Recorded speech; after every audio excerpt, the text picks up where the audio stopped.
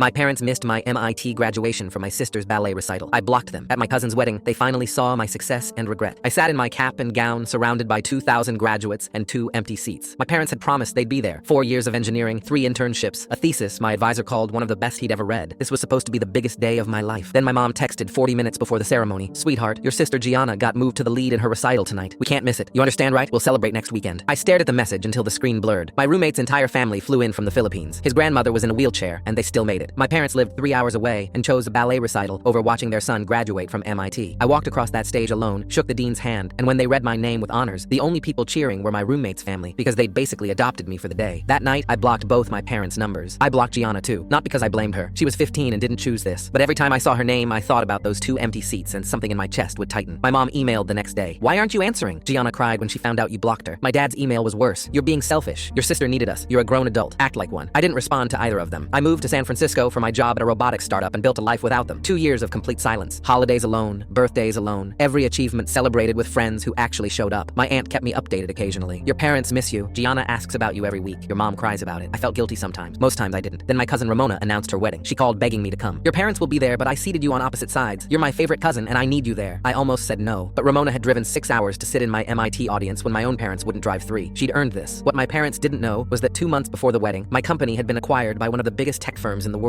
My name was in Forbes as the lead engineer whose patents made the acquisition worth billions. I'd also closed on a house and paid for my first car in full cash. I wasn't showing off. I was simply doing well because I'd spent 2 years pouring everything into work instead of grieving parents who didn't deserve my tears. At the reception, I was talking to Ramona's friends when I felt someone staring. My mom was standing 20 feet away, completely frozen. She looked older, more gray hair, thinner face. My dad was beside her with an expression I'd never seen before, like he was looking at a ghost. Gianna was behind them, 18 now, and the second she saw me, she started crying. I turned back to my conversation. 10 minutes later, my mom appeared at my table, her voice barely a whisper. "Can we please talk? I'm at a wedding," I said without looking up. "This isn't the time." My dad came over. "Son, we made a terrible mistake. We know that now. You made a choice," I corrected him calmly. "There's a difference." Gianna pushed past both of them. "I didn't ask them to skip your graduation. I found out after and screamed at them for hours. They told me you wouldn't care because you'd have other graduations." "Other graduations?" I laughed, but nothing was funny. "You graduate from MIT once." My mom reached for my hand, her fingers trembling. "We saw the Forbes article. We had no idea you were doing so well. We're so incredibly proud of you." I pulled my hand away. "You're proud because Forbes told you to be. Where was that pride when I was alone in a cap and gown?" My dad's eyes were red and glassy. "We've spent 2 years regretting it every single day. And I spent 2 years building a life without you. That wasn't easy either." Gianna was sobbing now, barely able to stand. "I quit ballet after you blocked us. I couldn't dance knowing what it cost our family. That one hit me like a truck. My little sister gave up something she loved because of guilt that was never hers to carry." I pulled her into a hug, and she collapsed against me, shaking. Over her shoulder, I looked at my parents standing there completely broken. "You can earn this back, but it starts with understanding that you don't get to rank your children, ever." My mom nodded through her tears. "We know. We're so sorry." "Sorry is a start," I said quietly. "But those 2 empty seats, I'll remember them for the rest of my life."